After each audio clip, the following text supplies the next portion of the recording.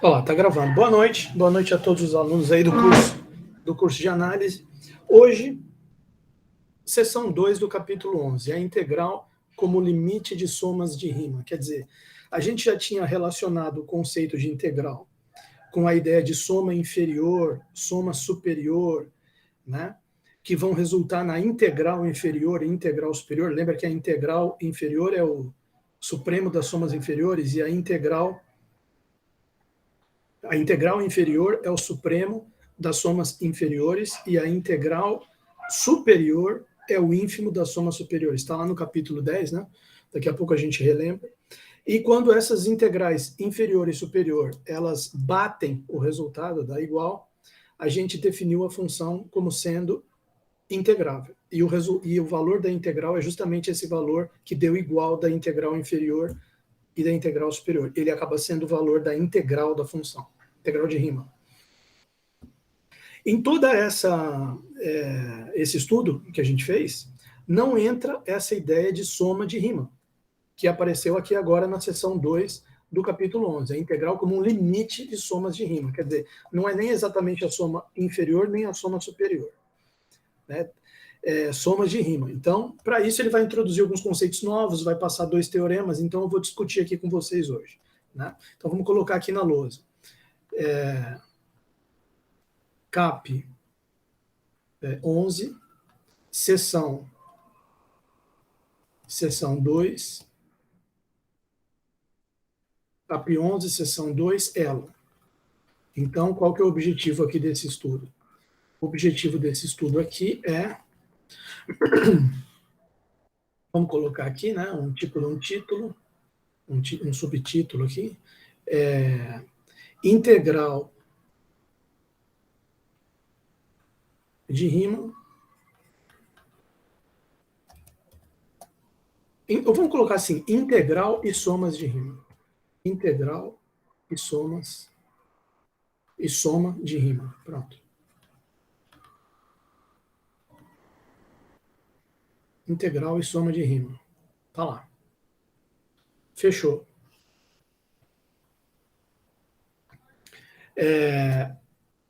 Conceito. O cara já começa com o conceito de norma de uma partição. Então já vamos colocar aqui para os alunos. Def.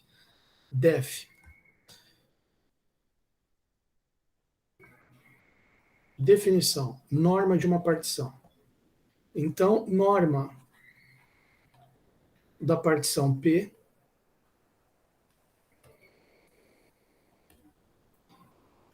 igual a T0, reticências até Tn contido em AB, T0 até Tn contido em AB, certo? Norma dessa partição. É o número, aí tem esse símbolo aqui, norma de P, né? É o número norma de P, que é o maior comprimento dos subintervalos gerados aqui pela partição P. TI menos TI menos 1. Então, norma da partição P é denotada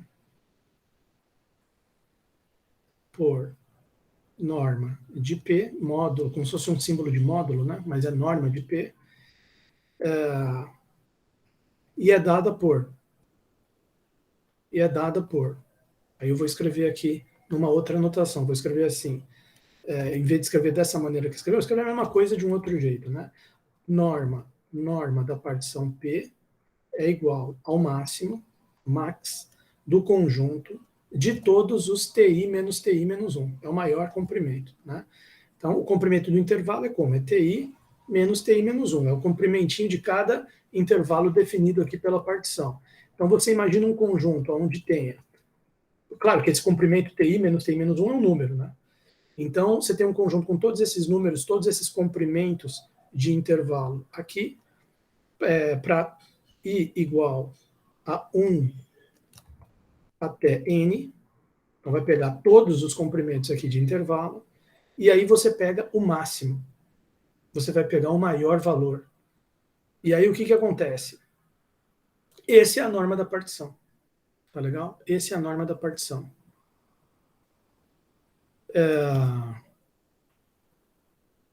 Ok. é um conceito. Aí, esse conceito já vai entrar aqui no Teorema 6. Vamos colocar aqui. Não, antes de entrar no Teorema, professor, você pode representar graficamente esse conceito? Posso tentar aqui. Ó. Imagina o eixo X, a reta real aqui. Reta real. E você imagina que você tem uma partição aqui. Você tem o intervalo AB, é uma partição de AP, né?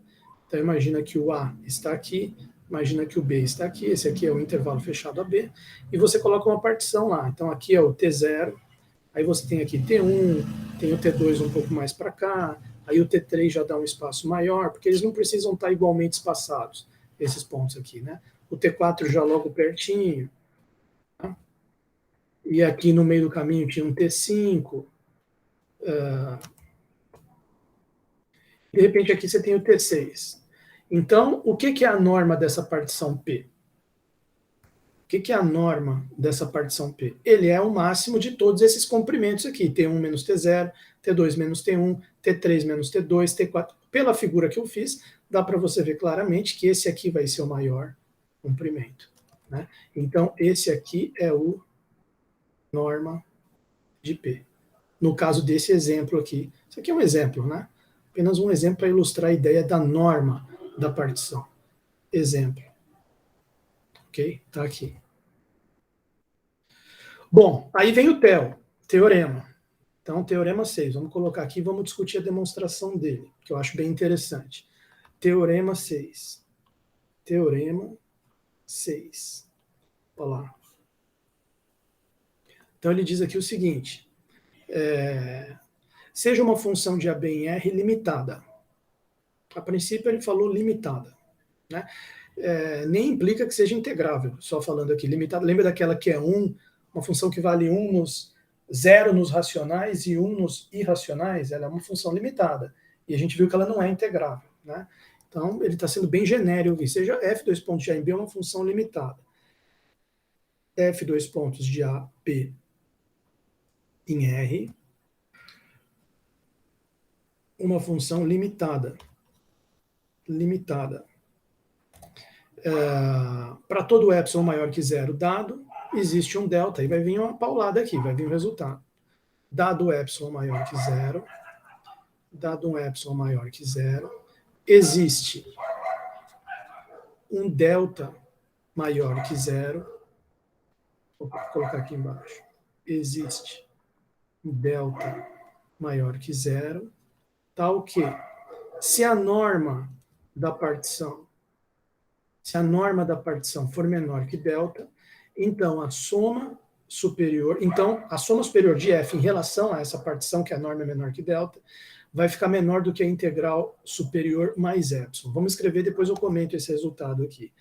Existe um delta maior que 0, tal que norma, esse aqui é a essência do resultado aqui, né, do teorema. Norma de P, norma da partição P fica menor do que o número delta aqui maior que 0, implica que a soma superior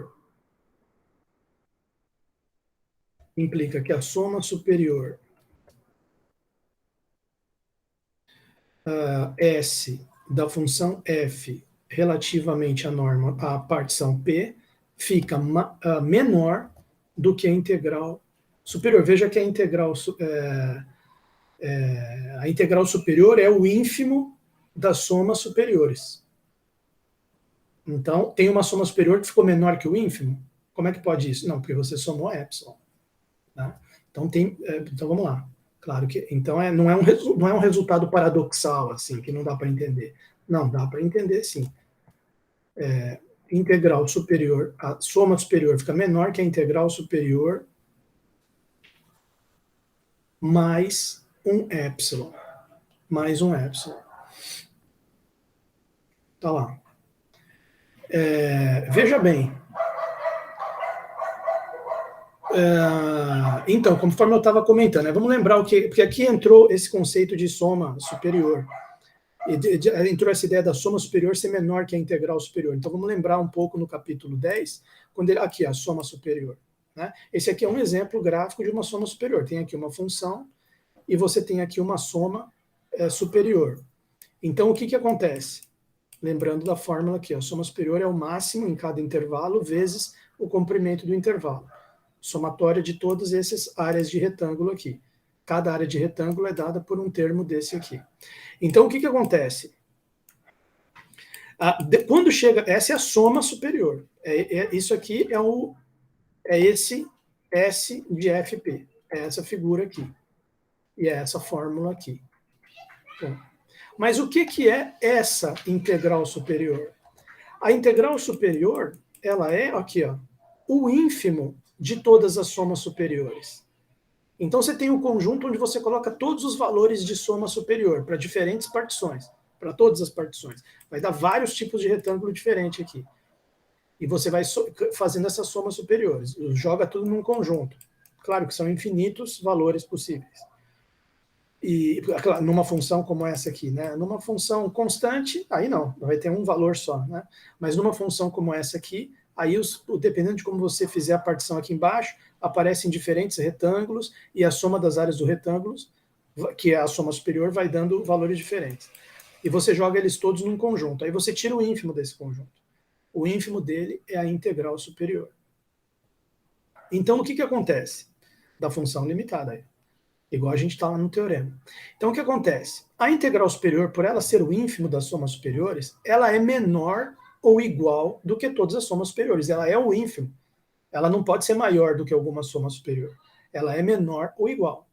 Então, o que esse resultado aqui está falando é que, dado um épsilon maior do que zero, existe um delta, tal que se a norma da partição for suficientemente pequena, ou seja, a norma da partição for menor do que esse delta, a soma superior, por incrível que pareça, fica menor que a integral superior.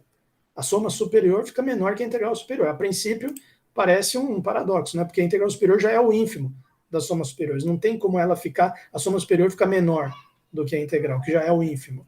Só que aí você lê com calma e você percebe, não, a soma superior fica menor que a integral superior mais um épsilon. Né? Isso aqui, você fala, poxa, mas como é que pode uma coisa ser menor do que o ínfimo, mesmo que eu some um épsilon? Não, se você somar um épsilon, aí é possível. Porque aí você tem que voltar lá no capítulo 2, por isso que eu já deixei aberto aqui, quando ele fala de ínfimo, olha lá o ínfimo. Chama-se ínfimo de um conjunto, e se escreve ínf de x, a maior das cotas inferiores. E aí ele explica aqui. E uma das propriedades que tem é essa aqui, ó. Para todo do ínfimo, para todo épsilon maior que zero, que é exatamente o nosso caso aqui, nós temos aqui um épsilon maior que zero, para todo épsilon maior que zero, existe um elemento do conjunto que fica menor do que o seu próprio ínfimo. O ínfimo é o A. O ínfimo é o A. E para todo épsilon maior que zero, existe um elemento do conjunto que, xzinho, do conjunto xão, que fica menor do que o próprio ínfimo somado com épsilon. Nunca você vai ter um xzinho menor que ínfimo. Só, x menor que A. Na verdade, você tem x o contrário de menor. Você tem x maior igual que A, quando A é o ínfimo. Tá aqui, ó. Só que se eu pegar o ínfimo e eu somar um épsilon, seja qual for o épsilon maior que zero, sempre vai ter alguém do conjunto que já fica para baixo, em vez de ficar maior igual. Porque aí já não está mais só o azinho aqui, está o azinho mais épsilon, então já apareceu um x para baixo. Quer dizer, o ínfimo está ali para baixo de todo mundo, mas se você soma um épsilon nele, ele já sobe um pouquinho e já fica, alguns daqueles caras, ou pelo menos um, já fica para baixo. Não do azinho, mas do azinho mais épsilon. Né? Então, o que ele está colocando aqui tem tudo a ver com a questão do ínfimo. Ó, esse negócio aqui é o ínfimo dos Szões. Mas se eu somar um épsilon, eu consigo um Szão que fica para baixo dele. Claro que ele não está falando só dessa maneira, assim, só mexendo com a questão do ínfimo. Ele envolveu também a questão da norma da partição. Né? Para todo épsilon maior que zero dado, existe um delta maior que zero, um delta maior que zero, tal que se a norma da partição for menor, vai ter uma partição, quer dizer, que se a norma dela ficar menor do que delta, então a soma superior da função f com respeito a essa partição com norma menor do que delta fica menor do que o ínfimo mais épsilon. Né? Então, você tem aí uma questão de ínfimo envolvido e você tem também uma questão de norma da partição envolvida. Né? Bom, né, então vamos lá, vamos para a demonstração que isso vai ficar mais claro. Demonstração, vamos ver se o pessoal está acompanhando aí. Demonstração.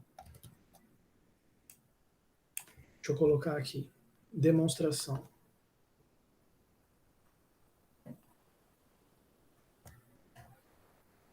Demonstração. Ele diz o seguinte, ó, esse que ele vai escrever aqui no começo já tem diretamente a ver com o ínfimo, que eu estava explicando lá. Suponhamos inicialmente que a f de x é maior ou igual a zero. Quer dizer, para facilitar o raciocínio, vamos pegar uma f que nem aqui é do capítulo 10, do desenho. Né? Uma f de x que esteja toda para cima do eixo x, para evitar um pouco complicações de negativo. Depois ele vai falar do caso geral, onde não é maior ou igual que zero. Né? No final da demonstração ele vai falar que é fácil adaptar para esse caso aqui. Então vamos supor inicialmente uma f de x maior ou igual que zero.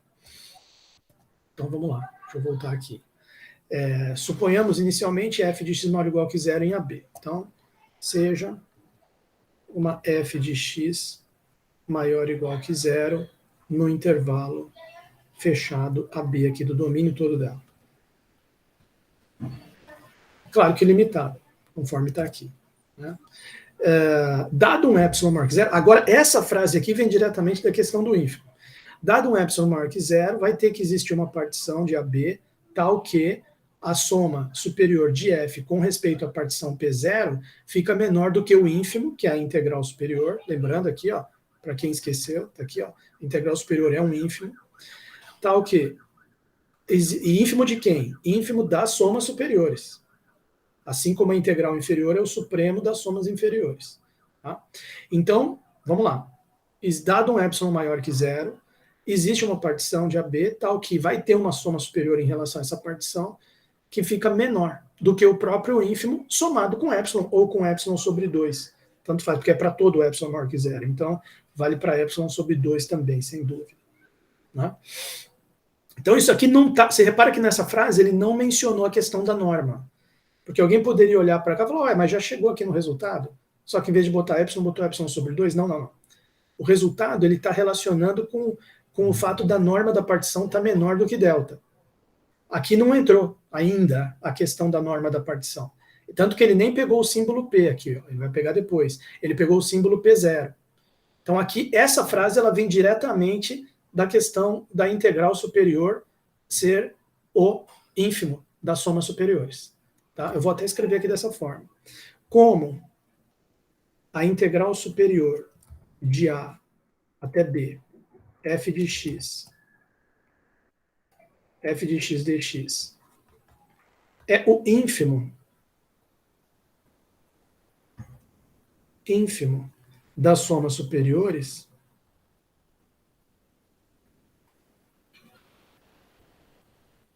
inf em relação a todas as partições P, soma superior fp, então, dado um epsilon maior que zero, então, dado epsilon maior que zero, dado epsilon maior que zero, existe uma partição P0 que vai fazer isso aqui acontecer. Vai ter um elemento do conjunto das somas superiores, uma certa soma superior específica, que vai ficar menor do que o ínfimo mais epsilon. É exatamente isso aqui. Dado um epsilon maior que zero, existe um elemento do conjunto que fica menor do que o ínfimo mais epsilon. Ele está justamente nessa questão aqui do capítulo 2. Né? Bom, dado epsilon maior que zero, existe uma partição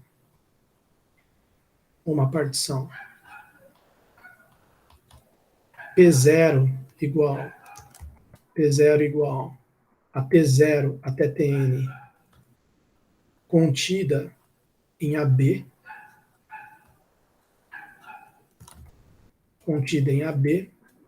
vírgula, tal que S, a soma superior de F em relação a P0,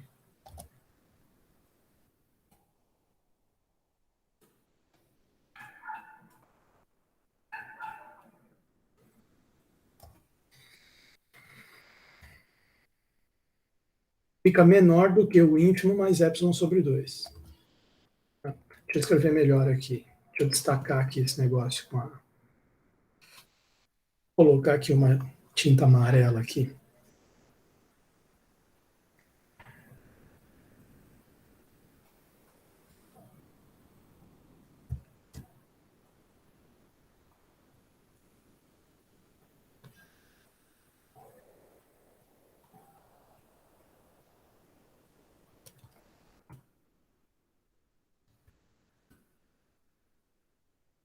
Beleza, tá aqui.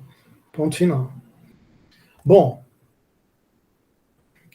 até aqui tudo bem para mim. O conceito que ele passou aqui no começo, a norma, o enunciado do teorema eu entendi, a demonstração até aqui está indo. Aí ele diz o seguinte, seja emão maiúsculo o supremo da função f, em todo o seu domínio AB. Né? Seja m igual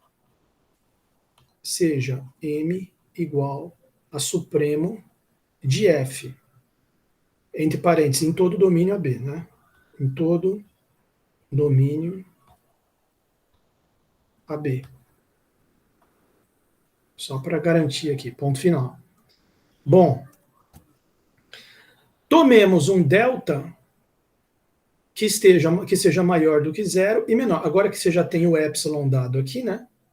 Dado um epsilon maior que zero, então você está com um valor de epsilon na sua mão que faz isso aqui acontecer. E você pode usar esse valor para fazer alguma conta. Então, você pode usar, por exemplo, esse valor de epsilon para tomar um delta. Seja um delta maior do que zero e menor. Aí ele coloca uma expressão aqui. Delta menor do que epsilon, que foi dado antes, dividido por 2 vezes o emão, que é o supremo, vezes nzinho. Note que esse nzinho veio daqui, ó. É o número, tem a ver com o número de pontos da partição. Na verdade, o número de pontos dessa partição aqui é n mais 1. Né? A partição que vai de T0 até Tn, ela tem n mais 1 pontos. Mas o n, então, não dá para dizer que é o número de pontos, mas dá para dizer que é o número de intervalos, de subintervalos que ela determina. Né? Vamos dizer assim, você tem o T0 até T1, 1, T1 até T2, 2, T2 até T3, 3, até chegar no Tn-1 até Tn. Tem N intervalos. A princípio, só com ele escrevendo aqui, nesse momento da demonstração, não dá para a gente dizer o que ele vai fazer com essa expressão, por que ela vai ser útil aqui adiante. Mas ela vai. Aqui o delta entrando aqui numa desigualdade. E na hora que ele entrar aqui, a gente sabe que ele é menor que epsilon sobre 2mn. E olha um mn multiplicando aqui. Então, mais para frente, vai ficar claro a utilidade, vai ficar clara a utilidade dele. Tá? Mas aqui no momento a gente tem só que aceitar isso aqui por enquanto e depois confiar no raciocínio dele e ver mais para frente. Tá? Então, tomemos delta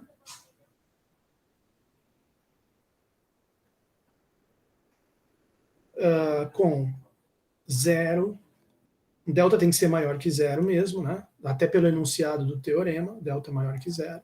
Então, essa parte aqui tudo bem. E menor do que... Aí é uma escolha do cara que está pensando a demonstração. Como é que você vai limitar esse delta? Ele colocou epsilon, que já tinha sido dado antes, dividido por 2 vezes m vezes n. Ponto final. A gente vai ter que esperar para ver como é que isso vai encaixar no raciocínio. Se P é qualquer partição de AB com a norma de P menor do que delta, e aí ele começa a introduzir uns intervalos. Então vamos escrever assim, seja Pzão, para diferenciar do P0, que já era uma outra partição que foi dada antes, né? Tá aqui, P0. Essa aqui é uma partição, P0. Agora ele está introduzindo P. Então, seja P uma partição qualquer do intervalo fechado AB que tenha a seguinte característica, norma de P menor do que delta.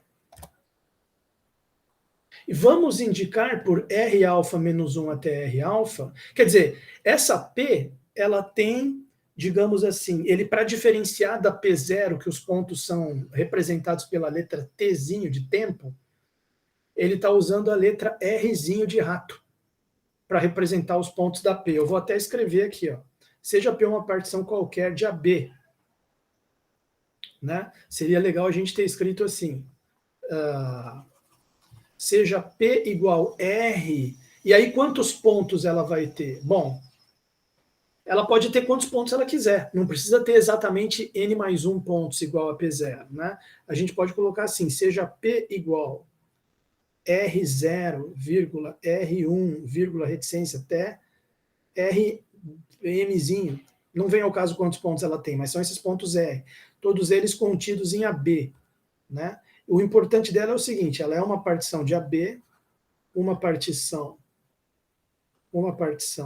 de AB, de AB com a norma de P menor do que delta, do que esse delta aqui que ele tinha tomado antes. Norma de P menor que delta, ponto final. Indiquemos com R alfa menos 1 R alfa os intervalos de P que estão contidos em algum intervalo da outra. Então, pode ser que aconteça isso. Ó. Pode ser que quando você... Eu não vou colocar aqui para não poluir a figura, né? Mas pode ser que você tenha... vamos dizer aqui, vamos usar essa cor. Pode ser que você tenha aqui um R3 e um R4, que for um R4, que formou um intervalinho R3, R4, que está contido no T2, T3. Aí você chama esse cara de R alfa menos 1, R alfa. Esse alfa é um numerinho, 1, 2, 3, tá? Então nós vamos indicar com R alfa menos 1, R alfa, quando for esse tipo de intervalo. Mas e se acontecer que a partir desse R4 aqui, a partir desse R4, até chegar no R5, pode ter acontecido isso. Ele não ficou contido dentro de um intervalo da outra. Ou o R5 também pode estar para cá, aqui assim, ó, R5. Aí acabou ficando, o R4 até o R5 não está também contido dentro de um intervalo. Então, nesse caso que não está contido, a gente vai chamar de R beta os restantes intervalos de P, que não estão contidos nos TI-1 TI, que nem os R alfas. Então, ele está fazendo, ele já tem uma partição, que são os Tzinhos, que é a P0, nada foi dito sobre a norma dela, e aí ele introduz uma outra partição P, diferente de P0, não são Tzinhos, são Rzinhos. E ele está notando que esses Rzinhos, eles podem formar subintervalos RI-1 até RI, subintervalos que estão dentro de algum subintervalo dos Tzinhos. E nesse caso ele vai chamar de R alfa menos 1 R alfa. Ou pode formar subintervalos que não estão contidos dentro. Olha lá, não está contido. Esse R4, R5 não está dentro de um intervalinho dos T's. E nesse caso ele chama de R beta. Estou só explicando porque parece uma confusão, vários conceitos juntos e tal, mas quando você vai destrinchando, você vê, você está acompanhando ali o raciocínio dele. Sempre tem aquela pergunta dos alunos, mas professor, se eu tivesse que demonstrar isso da minha própria cabeça, eu jamais conseguiria, eu também não. Tá certo? E talvez nem o autor, talvez não tenha sido ele que inventou essa demonstração, não sei se foi ele, ou se ele pegou de algum outro livro quando ele estava escrevendo. Então a questão aqui não é tanto você viver o nervosismo ou a ansiedade de imaginar que você teria que fazer tudo isso que está no livro de análise sozinho. E aí ficou entrar em desespero achando que não consegue. Não é essa a ideia. A ideia é você entender o que já está escrito lá. Por isso que eu vou explicando passo a passo, porque eu também tento entender o que está escrito lá. Se algum dia eu tiver esperança de fazer alguma coisa sozinho, eu imagino que se eu tiver entendido todas essas, isso pode me ajudar a conseguir fazer alguma coisa sozinho. Tá? Então, eu falo isso porque às vezes a gente está atravessando uma demonstração onde a pessoa pode ter esse pensamento, né? Eu jamais ia conseguir imaginar isso sozinho. Não, mas eu não estou... Nem eu nem ninguém vai ficar pedindo para você imaginar coisas sozinho. O que eu estou pedindo aqui no momento é só que você acompanhe ali a minha explicação, acompanhe o raciocínio que está no livro, para tentar entender o que ele já escreveu lá. Talvez sozinho, talvez até pegando de algum outro lugar, não sei. Talvez ele viu essa demonstração feita em algum outro lugar também. Nem foi ele, o autor, que pensou sozinho também. Então, olha só. Mas agora, independente da gente pensar sozinho ou não, aquilo que já está escrito, a gente tem que ler e tem que entender. Ali o que está, tá, isso acabou acarretando nisso, isso aqui amarrou com isso, fechou, provou o que está escrito no enunciado. Beleza, a gente não descobriu sozinho a demonstração. Alguém já tinha descoberto antes de nós e tinha escrito lá. Mas a gente foi lá, leu e entendeu. E aí a gente cumpriu o nosso papel básico de quem está estudando a matéria. Né? Bom, beleza. Então tá lá. Então ele escreveu essas duas partições e separou esses dois tipos de intervalo. Então vamos colocar aqui na lousa o que ele colocou lá no livro, né? Então ele vai separar assim, né? Tem aqui os Rzinhos da partição P, e aí você vai denotar com R alfa menos 1, R alfa menos 1, vírgula, R alfa, os intervalos que estão contidos, a gente vai denotar dessa forma se ele estiver contido dentro de algum, contido em algum TI menos 1 TI, vírgula, E a gente denota com R beta menos 1, R beta, caso contrário.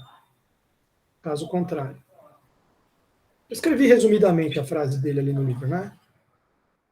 Caso essa linha aqui que eu acabei de escrever, ela é um resumo ali do que ele escreveu, caso contrário. Então tá lá. E dá para a gente entender o que ele está falando ali, né? Indiquemos com R alfa menos 1 R alfa os intervalos de P da segunda partição que ele pegou, que estão contidos dentro de algum subintervalo da primeira partição, e com R beta menos 1 R beta os restantes intervalos de P, que não vão estar contidos em ninguém. Né? Aqui no caso do desenho que eu tinha feito, esse aqui seria um R alfa, o R3 R4, e o R4 R5 seria um R beta. Né? Bom, e aí não tem um terceiro tipo, né? Não tem um terceiro tipo, um R gama, por exemplo. Porque ou os intervalinhos da partição P, que são os pontos, são determinados pelos pontos R, ou aqueles subintervalinhos estão contidos dentro de algum T, de algum subintervalinho com T, ou não está contido. Não tem uma terceira possibilidade. Então vai ter só esses dois tipos, os R alfa menos 1 R alfa e os R beta menos 1 R beta. Não tem um terceiro tipo. Bom, escrevamos... tem uma frase que ele falou aqui antes. Cada um destes, esse destes aqui é do R beta que ele está falando, do que não está contido. Cada um destes R beta menos 1 R beta, que não está contido em nenhum intervalo desse tipo, contém pelo menos um ponto TI em seu interior. Faz sentido, né? Você até viu, esse aqui até que eu dei como exemplo, ele contém 2 pontos TI no seu interior. Né? Porque veja, se não tiver... Esse aqui, por exemplo, não tem nenhum ponto TI no seu interior, que ele é do tipo R alfa menos 1 R alfa. Né? Se ele não tiver, como que um intervalo desse pode não ter um ponto TI no seu interior? Ou se ele não tiver nenhum ponto TI, que é o caso desse aqui, ou se ele tiver um ponto TI, mas estiver na extremidade. Seria o caso de eu pegar, por exemplo, o R2 bem aqui. Vamos supor que esse T2 aqui fosse também o R2. Então, do R2 para o R3, o R2 caiu bem em cima do T2. Ou seja, o intervalo fechado R2 e R3 contém o T2, mas o T2 não é um ponto interior. Ele é um ponto de fronteira aqui, na extremidade. Tá? Então, ele também não é do tipo... R beta. Esse intervalo aqui, R2 e R3, é do tipo R alfa, que ele está inteiramente contido dentro de um. Né? E o R2 e R3 está contido no T2 e T3, fechado. Né? Então, para ser do tipo beta, que não está contido, ele tem que ter ponto Tzinho no interior do intervalo. Não é nem na extremidade, é no interior. Pelo menos um Tzinho. Aqui no meu exemplo tem até 2. Mas poderia ter um só também. Por exemplo, eu posso fazer o R6 aqui. Aí o R5, o R6 também não é do tipo que está contido. Tem o T5 lá no seu interior. Né? Deixa eu perguntar, Emanuel, por exemplo, a Mariana, Luiz, vocês estão acompanhando essa minha explicação? Está mais ou menos claro aí? Ou vocês não estão nem ligando? Vamos ver se tem alguém acompanhando. Estou conseguindo acompanhar, professor. Está conseguindo acompanhar. Obrigado por existir. Obrigado professor, por existir. eu estou um pouco confusa. Pode falar, o que está pegando aí? Eu estou tentando entender o R beta. Ele seria o quê, então? O R beta é esse tipo de intervalinho aqui que não está contido dentro. Você percebe que esse R3, R4 está contido dentro do T2, T3? Aham. Só que o R4, R5 ele já não está contido. Porque olha só onde é que caiu o R5. Você concorda que esse intervalo aqui não está dentro do intervalinho de T's? Ah, tá. Então, o R beta é um intervalo que está fora dos TIs, isso? Que não está contido dentro de nenhum. Eu poderia ter, por exemplo, escrito esse R5 bem aqui pertinho do R4. Aí o R4, R5 seria do tipo R alfa. Ah, entendi. Só que eu decidi colocar o R5 aqui. Então, não dá para você dizer que o R4, R5 está dentro do T2, T3. Ele também não está dentro do T3, T4. Ele também não está dentro do T4, T5. Ele não está dentro de nenhum intervalo do tipo TI menos 1 TI. Você concorda comigo, Luiz? Sim ou não? Concordo. Entendi. E é só isso aí. A ideia é que no começo você está sozinho em casa lendo, ou então o professor fala rápido, esses R alfa, R beta a essa altura já teria 3 páginas para frente. O pessoal fala, puta, não entendi porra nenhuma daqueles alfa e beta aqui, aquele negócio inútil, odeio análise e tal. Quando você para pensar, a gente vai com calma. Não, peraí. É simplesmente um intervalinho, ou vai estar dentro de algum, ou não vai estar dentro. E se ele estiver dentro, é R alfa, e se ele não tiver dentro, é R beta. Bom, e o que ele vai fazer com isso? Ele vai fazer o seguinte, olha lá, os R alfas estão contidos nos TIs, em algum intervalinho desse. Os R betas é não tiver. Você pode ter, inclusive, você pode montar, de repente, uma partição que todo mundo é R alfa. Todos os Rzinhos vão estar contidos, bonitinhos, dentro dos T's. Não tem nenhum R beta. Ou você pode montar uma partição que todo mundo é R beta. Quer dizer, eu não sei se... Não, dá sim, dá para montar uma partição que todo mundo é R beta. Que não tem nenhum intervalinho contido dentro dos outros. E você pode montar uma partição que tem uma mistura deles dois. Alguns intervalos são do tipo R alfa, alguns são do tipo R beta. Só que aí ele faz um comentário aqui, que é a próxima linha, que é o seguinte, ó. Cada um dos R beta, se tiver R beta, se tiver intervalo de Rzinho que não está dentro dos Tzinhos, cada um desses vai conter pelo menos um ponto TI no seu interior. São duas frases. A primeira é essa. Logo, há no máximo N intervalos desse tipo. Há no máximo N intervalos, porque esses intervalos também, eles não se sobrepõem uns aos outros, né? Não tem como um intervalo ou do R alfa ou do R beta ter uma interseção entre eles, cair um por cima do outro. Eles são sempre assim, termina um, começa outro. Um encavalado no outro, assim. Então não tem como dois intervalos desse R beta pegar o mesmo ponto TI ali. Se um certo intervalo R beta pegou um ponto TI dentro dele, não tem como vir outro R beta e engolir o TI também. Porque o outro R beta vai estar para fora do primeiro R beta. O outro intervalo R beta. Então, você pensa, puxa, para ser R beta, tem que ter ponto TI no seu interior. Não pode o mesmo ponto TI estar dentro de dois intervalos R beta diferentes. Um TI caiu dentro de um R beta, acabou. Já está dentro daquele, não tem como cair em outro. Qual o tanto de pontos TI que podem ser ponto interior do R beta? Você vai o T0 e o TN não tem como, né? Porque eles estão aqui, não tem como porque aqui, ó, quer ver? Esse aqui, por exemplo, já seria o R0. Esse aqui seria o RN, o M, no caso, que eu chamei. Então, os pontos que podem ser ponto interior dos R betas, eles são do 1 até o N-1. Então, no fundo, eu até colocaria N-1 ali, na minha opinião. Pode ser que eu esteja errado no meu raciocínio, mas eu tenho a impressão que, na verdade, é que não está errado dizer N. Porque olha bem como é que a frase dele ficou. A frase dele ficou assim, no máximo N. Né? No máximo quer dizer o seguinte, não pode ter mais do que. É correto dizer que não pode ter mais do que N intervalos R beta? É correto. Não pode ter mais do que N, mas eu diria até mais. Eu diria que não pode ter mais do que N-1 no meu raciocínio, mas talvez, eu não sei se eu estou certo ou estou errado. N-1, na verdade. Ah, mas então você está certo e o livro está errado? Não. Se não pode ter mais do que N-1, também não pode ter mais do que N. Tá? Se alguém fala para você, ó, você não pode ter mais do que R$7, isso significa que você também não pode ter mais do que 8. Se você não pode ter mais do que 7, você não pode ter mais do que 8 também. Uma coisa implica na outra. Então eu acho que ele pensou o seguinte, na verdade não pode ter mais do que N-1. Mas para não ficar arrastando esse -1, para simplificar, não pode ter mais do que N. Né? Bom, eu acho que foi isso, não sei. De qualquer forma, vamos deixar N aqui. Cada um desses intervalos, então vamos colocar isso aqui na lousa. Cada um dos R beta, cada um dos intervalos, cada intervalinho desse aqui, R beta menos 1, R beta menos 1, vírgula R beta, contém pelo menos um TI como um ponto interior. Contém, né, pelo menos um TI, um ponto TI em seu interior. Tá? Então você pensa bem.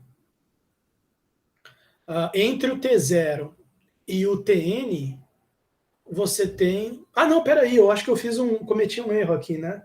Não, N mais 1 Não, eu falei certo. É n mais 1. Você tira o T0 e tira o Tn, sobraria n menos 1. Mas tudo bem, n, não tem problema. Assim podemos afirmar que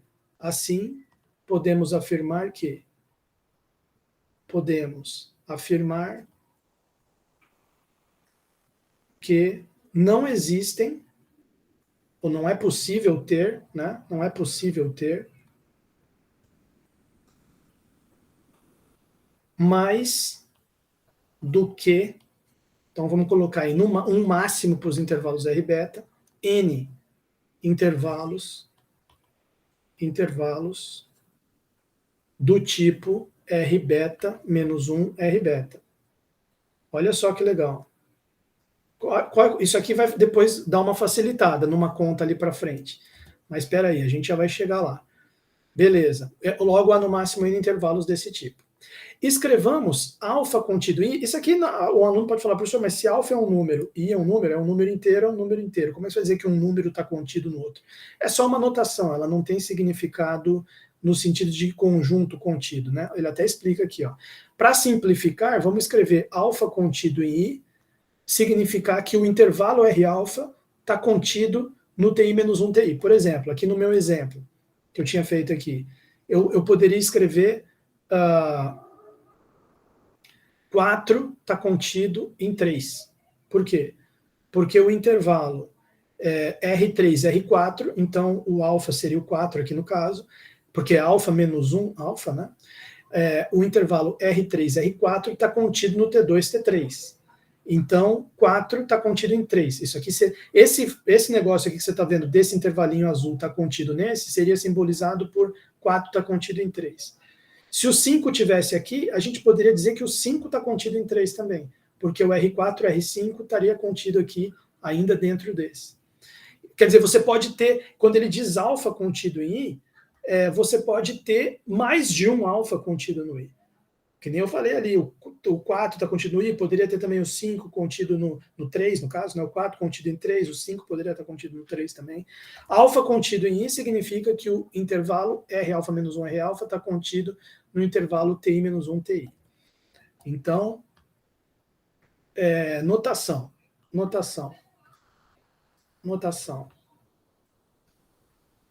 Alfa contido em I significa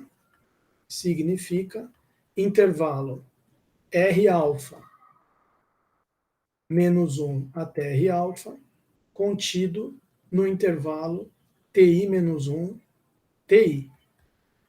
TI menos 1 TI.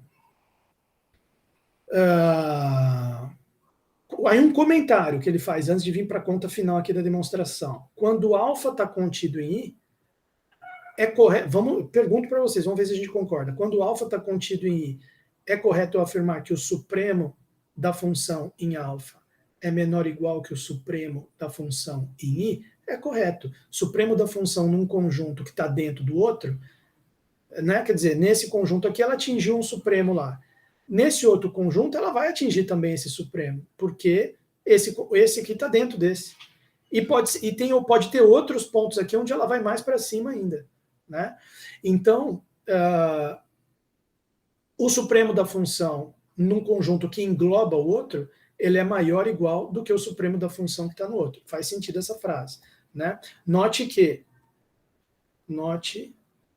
que alfa contido em I implica, sim, que o M alfa é menor ou igual, supremo da função no intervalo R alfa menos 1 R alfa, é menor ou igual que o supremo da função no intervalo maior,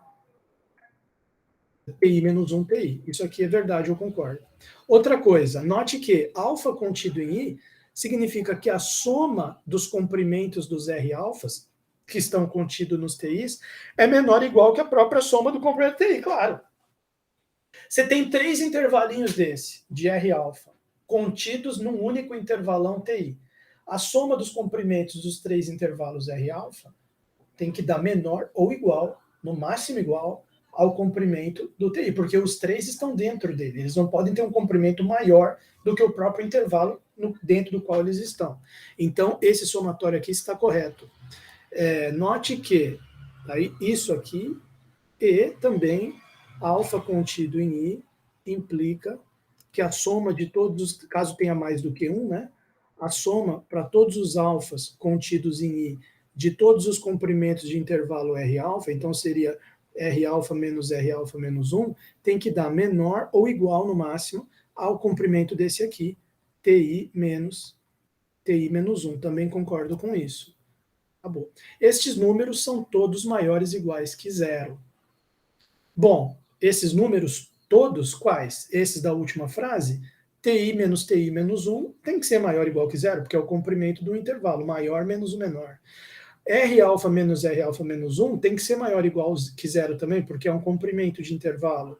Supremo de função, que foi dito aqui no começo que a função é maior ou igual que zero, então o supremo dela não pode ser negativo se a função é maior ou igual que zero. O supremo dela tem que ser maior ou igual que zero também. Então eu concordo com essa frase. Todos esses números aqui da frase anterior são maiores ou iguais que zero. Então podemos escrever o seguinte, vamos lá, que agora ó, a demonstração vai terminar nesse quadradinho aqui, mas ele vai dar a paulada final aqui. Tá? Então vamos colocar aqui na lousa. Note também que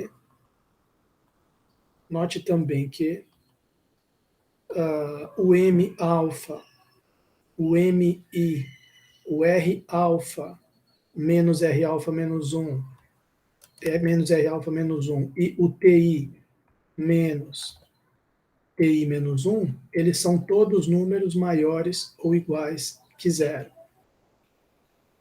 Tá? Daí podemos escrever. Como é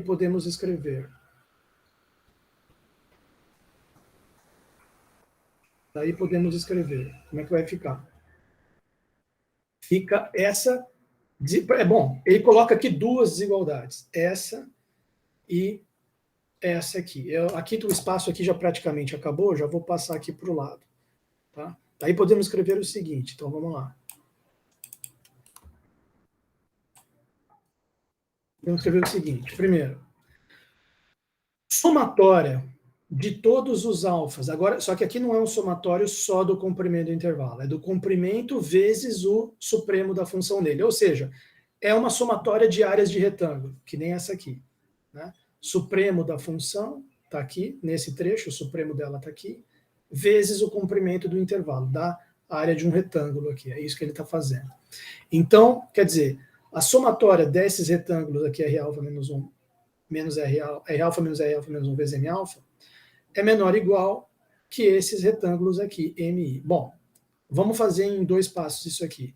Somatória para todos os alfas contidos em I, M alfa vezes R alfa menos menos 1, é menor ou igual que essa mesma somatória trocando, vamos dizer aqui, trocando o M alfa por MI, porque o MI é maior. Né? Então eu posso manter o somatório e trocar o MI. Só que o MI não depende de alfa, o I aqui está travado, né? É todos os alfas contidos num I travado. O somatório aqui é em alfa, o I está parado. Então, só que o M alfa é menor ou igual que MI. Então, eu posso trocar aqui por MI, manter o somatório. Então, vai ficar somatório alfa contido em I, MI, R alfa, não mexi no R ainda, R alfa menos 1. Como o MI é constante, isso aqui fica igual, eu posso passar ele para fora. Conforme você vai mudando os alfas, o MI é constante, porque o MI é o máximo da função em todo o intervalo TI menos 1, TI, que engloba todos esses. Não é um máximo que depende do intervalo alfa. Ele depende só do I que está parado. Então ele pode ir para fora. Isso aqui é igual a MI vezes somatório alfa contido em I, R alfa menos R alfa menos 1. Só que agora você olha para esse somatório aqui, ele é rigorosamente igual a esse aqui, que é menor ou igual que TI menos 1. Então você ainda pode botar aqui um menor ou igual e troca esse somatório todo por TI menos 1. E lembra do MI lá fora, então vai ficar menor ou igual MI que estava lá fora, TI menos TI menos 1. Então, conclusão, juntando as duas pontas, você tem somatória de alfa contido em I, M alfa. Depois ele vai tudo usar isso ali embaixo, por isso que ele está falando antes. M alfa, R alfa menos 1, menor ou igual que MI, TI menos 1. TI menos 1. Tá lá. Bom, fechou. Ok. Fechou essa primeira desigualdade aqui. Aqui. Né? Agora, tem uma outra desigualdade que ele fala aqui, ó. M beta, máximo num intervalo desse, dos R beta, lembra dos R beta? M beta vezes R beta menos 1 é menor ou igual que M vezes delta. Olha só que interessante. É menor ou igual que M vezes delta. Como é que a gente pode justificar isso aqui? Olha só. Eu posso justificar isso aqui da seguinte forma. O que é o M? Oi, pode falar. Pode falar, irmã. Eu abri sem querer. Você me zoou um pouco?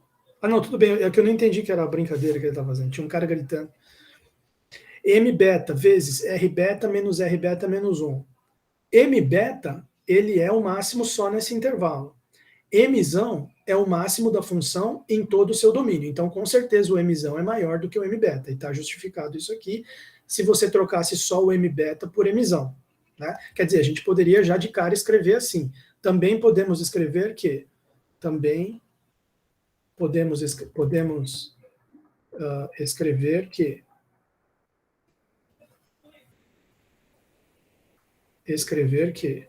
Dois pontos. O M beta vezes o R beta menos R beta menos 1, ele vai ficar menor ou igual do que M vezes o próprio R beta menos R beta menos 1. Aqui tá perfeito. Mas e o delta que entrou aqui? O delta é só você lembrar o seguinte: a norma da partição P, a partição P ela é composta pelos R's. Eu tinha escrito aqui, ó, partição P, ela é composta dos R's. E o que é a norma da partição P? É o maior comprimento aqui dos intervalinhos dos R's. Então ele está dizendo, a norma de P é menor do que delta. Então não tem nenhum comprimento de intervalo aqui, nem dos R alfas, nem dos R betas, que é maior ou igual que delta. O delta é maior do que todos os comprimentos de intervalo.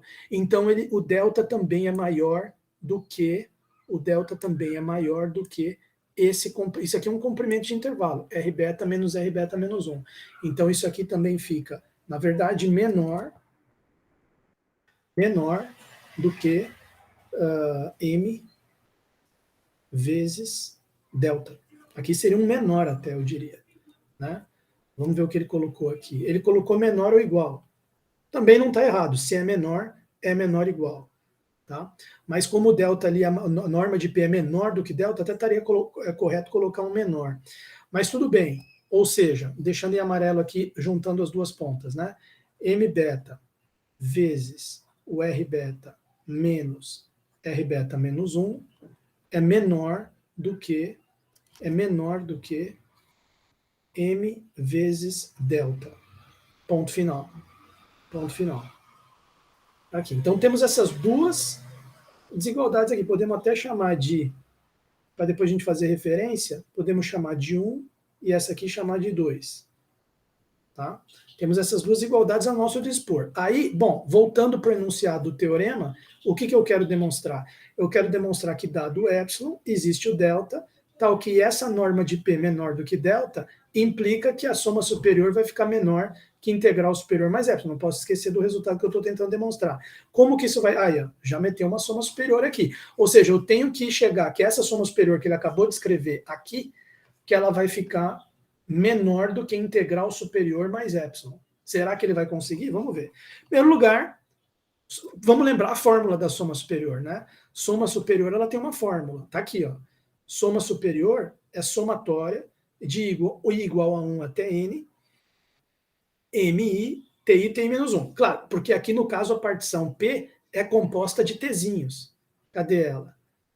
Cadê? Aqui ela. P é igual, se P for igual a Tzinhos, aí a soma superior de F em relação a P fica os máximos de F vezes os Tzinhos, os intervalos determinados pelos Tzinhos.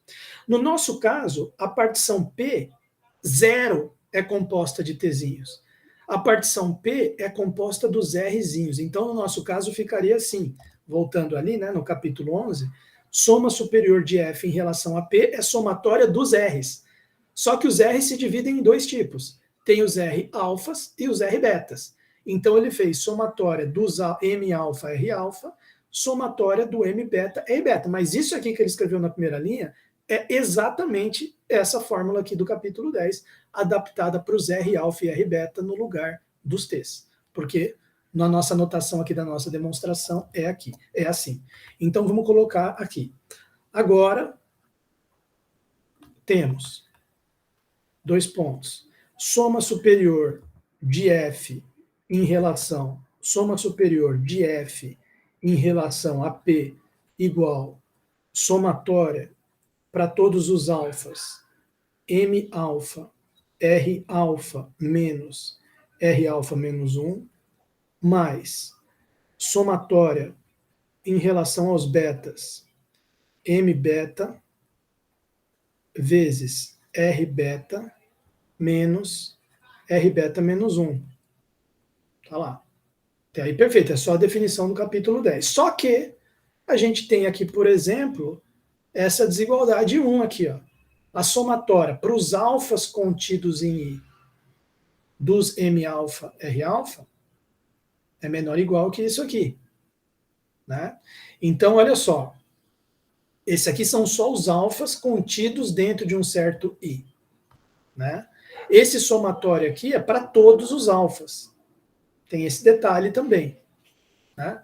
Então, eu posso reescrever esse somatório aqui, só para ficar claro, eu posso reescrever. O segundo somatório pode deixar assim, somatório para todos os betas e betas.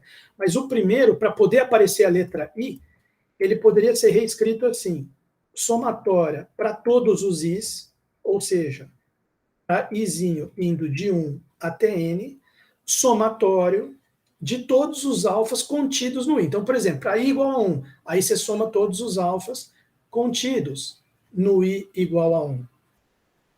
Aí I igual a 2. Aí você soma todos os alfas contidos. No final, você vai ter somado todos os alfas do mesmo jeito. Tá? Mas por que eu estou escrevendo assim? Para a gente poder usar isso aqui, né? Porque aqui está escrito com alfa contido em I. Para eu meter essa desigualdade, tem que ter isso aqui escrito. Aqui não estava escrito alfa contido em I. Agora está. Essa segunda pode ficar do mesmo jeito. Por quê? Porque aqui a gente já tem ó, M beta, R beta menos 1. M beta, R beta, sem somatório. Tá? Mas aí o que vai ser importante aqui no segundo? Aquela história de ter no máximo N intervalos. Agora aquilo lá vai influenciar aqui. Bom, mais somatório para todos os betas e tem no máximo N intervalos, como a gente tinha observado antes. N intervalos da forma R beta menos 1 R beta, né? Os caras estão putos aí. Então, o que acontece? Então, vamos lá, desigualdade 1. Desigualdade 1 afirma que isso aqui é menor ou igual que isso, MITI. Então, eu já vou meter aqui um menor ou igual e troca essa aqui por aquele MITI sem somatório. MITI está sem somatório aqui, ó. Mas vai sobrar esse somatório de fora. Então, vai ficar somatório de igual a 1 até N, somatório de I igual a 1 até N, essa aqui virou MI, TI menos TI menos 1, mais somatório de beta dos M betas, quantos betas eu vou somar? Ele já tinha dito antes que existe no máximo N desses aqui. No máximo N. Cada um desses M beta, cada um desses aqui, está menor do que M vezes delta. Cada um. Porque aqui não tem somatório. Então, só um deles é menor que M vezes delta. Como tem no máximo N, então isso aqui vai ser no máximo N vezes m vezes delta. O n é o máximo que tem de R beta, o m vezes delta veio dessa desigualdade aqui. N vezes m vezes delta. Ah, mas é no máximo, então é menor. Mas já tem um menor aqui. Ó. Então já está valendo. Se aqui ainda tivesse igual, a hora que eu escrevesse isso, já viraria um menor aqui, menor igual. Beleza. Bom, mas e aí? Vamos ver se a gente está de acordo. Bom, o que é somatória de I igual a 1 até N, M, I, T, I? Cap 10. Somatória de I igual a 1 até N, M, I, T, I é a soma superior. Então, já dá para substituir aqui. Esse negócio aqui é igual à soma superior da função f em relação à partição P. E essa parte aqui, mais... Bom, o delta, lembra que ele é... Aí que tá. Por isso que eu vou ter que mudar o símbolo aqui. Aqui vai ficar um símbolo de menor, mas não por causa do S. O S, na verdade, é igual a isso.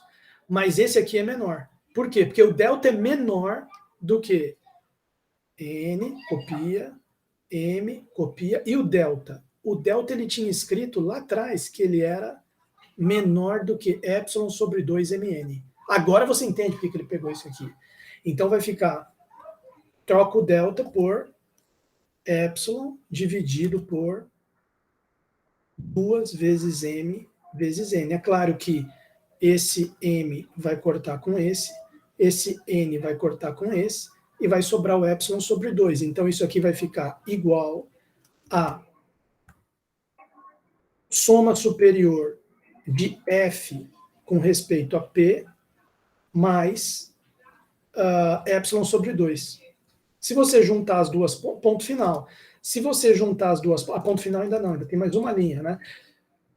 A outra, veja, essa última linha está válida também pelo seguinte. Ela está válida também pelo seguinte, porque e é um menor, não é igual. Por quê? Porque a integral superior é o ínfimo. É o ínfimo. Ínfimo, certo? Das... a integral SP0. Ah, tá, não, desculpa, aqui não... Ah, não, aqui é os Tzinhos, não são então é P0, não, acabei... Aqui teve um pequeno lapso que eu cometi, aqui na verdade é P0. Não, porque aqui não são os R's, né? Aqui são os Tzinhos. Os Tzinhos são da partição P0, ele tem razão. Aqui, olha lá, o P é com Rzinho e o P0 é com os T's.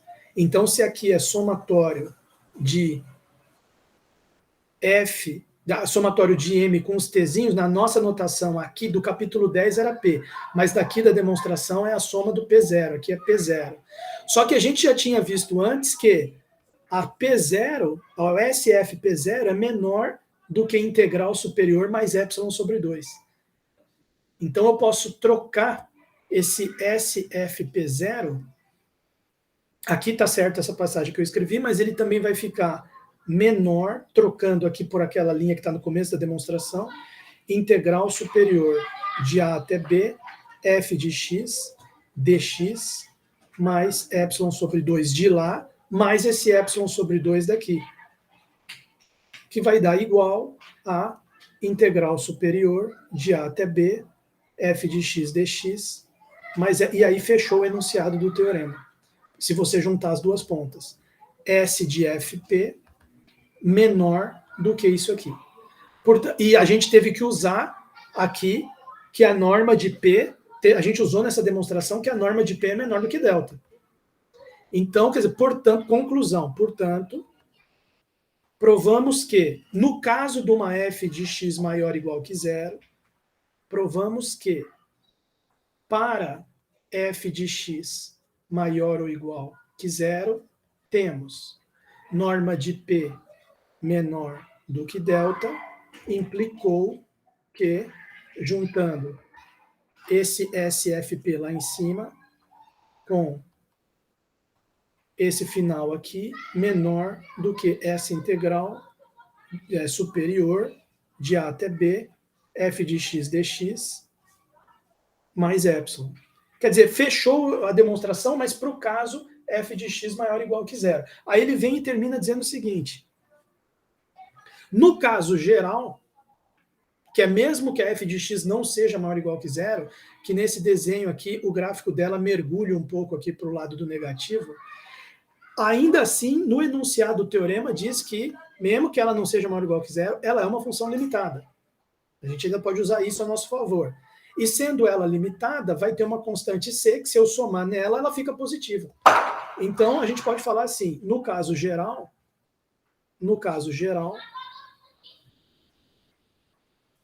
f limitada implica que existe c maior do que zero, tal que f de x mais o czinho somado dá igual a uma outra função g de x, e essa sim é maior ou igual que zero. E para g, eu posso aplicar o resultado, porque o resultado aqui está provado para a função maior ou igual que zero. Daí temos g de x maior ou igual que zero. Daí temos g de x, soma de g em relação à partição P, é, por um lado, menor que isso aqui. Daí temos soma de g em relação a P menor do que integral superior de A até B, f de x dx mais epsilon. E também isso aqui que ele falou, essa SGP que eu acabei de escrever aqui, ela é igual, como G igual a F mais C, ela é S de F mais C vezes B menos A. Né? Aquele negócio, a soma superior de função constante é o próprio valor da constante, que já é o máximo da função, vezes o comprimento de todo o intervalão do domínio, que é a soma de todos os comprimentos. Né? Então, esse aqui está claro para mim, cap 10. Né? também podemos escrever que o S de GP é igual ao S de FP mais Czinho vezes B menos A. Ponto final. Vezes B menos A. Então, o que acontece?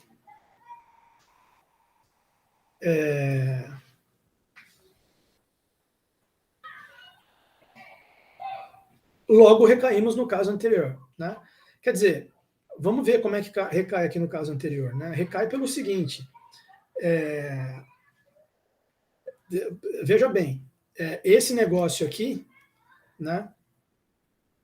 Melhor eu escrever melhor isso aqui.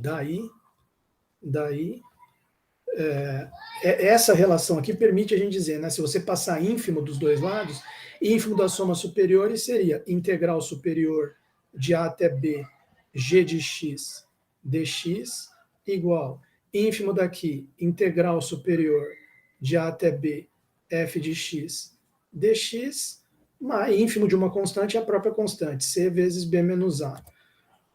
C vezes b menos a. Então, o resultado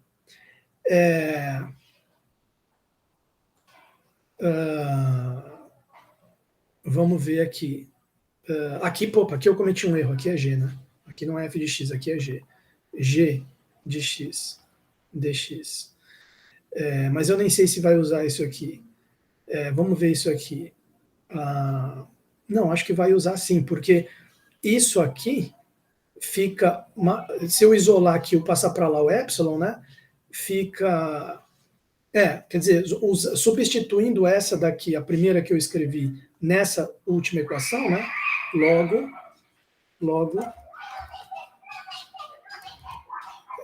você vai ficar, esse negócio aqui é maior do que S menos epsilon. Né? Então vai ficar S de GP menos epsilon menor do que essa integral, que é igual a isso. Então é menor do que isso aqui. Integral de A até B, f de x. Deixa eu ver aqui. Não, deixa eu ver um jeito melhor aqui de fazer. Não, porque eu quero manter a f, né? Peraí. Eu quero manter o SF. SF.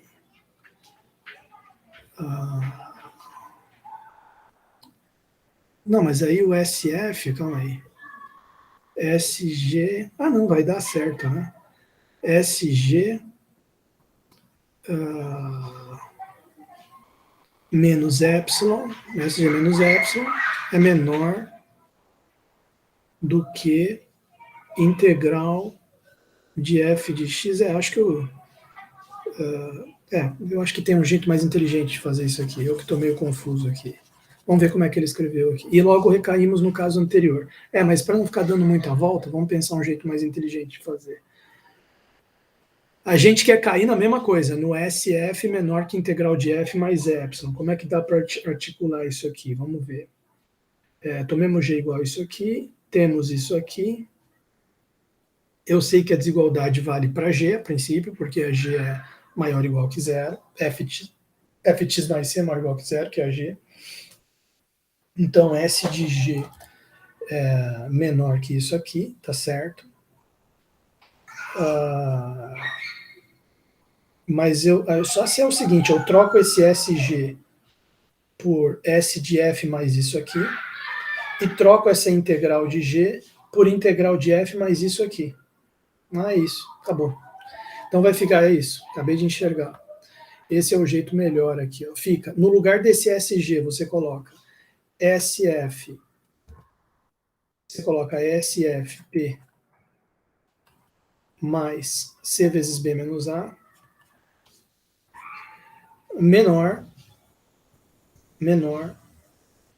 integral de G, você troca por igual integral de F mais C, integral superior de F mais C vezes B menos A, e tem esse mais epsilon aqui.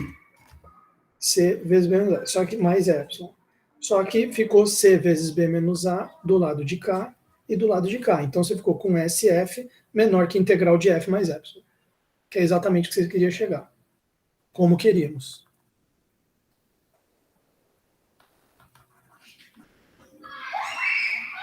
Ponto final. Então, aqui realmente acabou a demonstração.